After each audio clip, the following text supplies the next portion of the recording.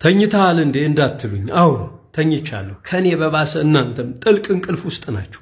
እንግዲህ ተመልከቱ፣ ጣሊያን ትንሽዬ የወይራ ምርት፣ ትንሽዬ የወይን ምርት፣ ትንሽዬ ስንዴ አምርታ ምርቶቿን ከራሷ የምግብ ፍላጎቶች አልፎ ለዓለም አስተዋውቃ ኢኮኖሚዎቿን እንዴት እንደገነባች ፓስታን የሰርክ ምግባችን አድርገዋለች።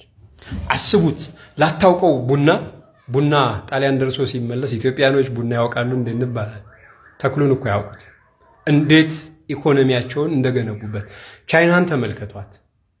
ቻይና የምታበቅለው ሩዝ ብቻ ነው። ከራሷ የምግብ ፍጆታ አልፎ ለዓለም ትረዳለች። አሜሪካን እዩ። አሜሪካ የሚበቅልባት በቆሎ ብቻ ነው።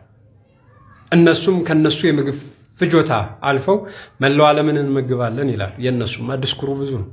ካናዳን እዩት። ስንዴ፣ የካናዳ ስንዴ አንረዳም እኛ።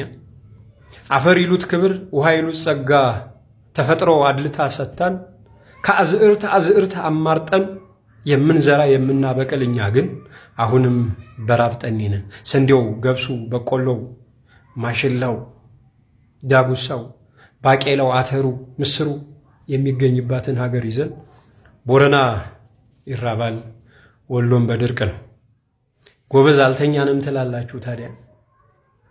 ኧረ ተኝተናል። የሚያነቃን ጠፍቷል።